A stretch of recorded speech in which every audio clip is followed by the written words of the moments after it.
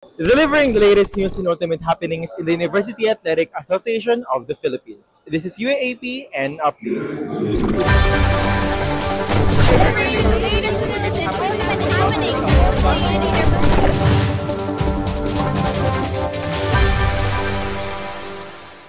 The National University women's basketball team has reclaimed their place as rulers of the court after bagging the UAAP Season 87 championship in the finals best-of-3 series. After a 14-game elimination round sweep, the Lady Bulldogs took first blood in finals game 1 as they defeated UST with a 1-point lead, 72-71, with Carl Ann Pingol delivering an all-around performance with 18 points, 9 rebounds, 3 steals, and 2 blocks last December 8 at the Smart Araneta Coliseum. The Lady Bulldogs were determined to finish the season but struggled in Game 2 finals against UST, 68-78. Shelo Pagdulagan led the team, scoring 16 points, 3 rebounds, and 2 assists on December 11 at the SM Mall of Asia Arena.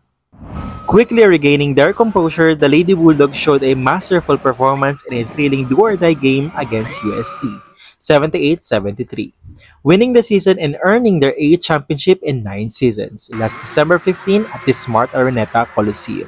Senior Angel Surada was also hailed as one of the Mythical Five, while homegrown talent Shelo Pagdulagan was recognized as the Rookie of the Year and the Finals MVP after an action-packed finals series.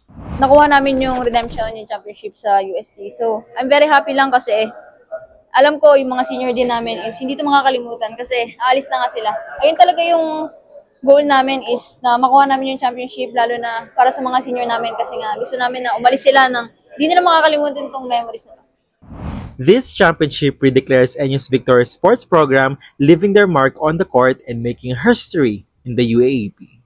Buckle up as the Lady Bulldogs look to extend their reign in the next seasons.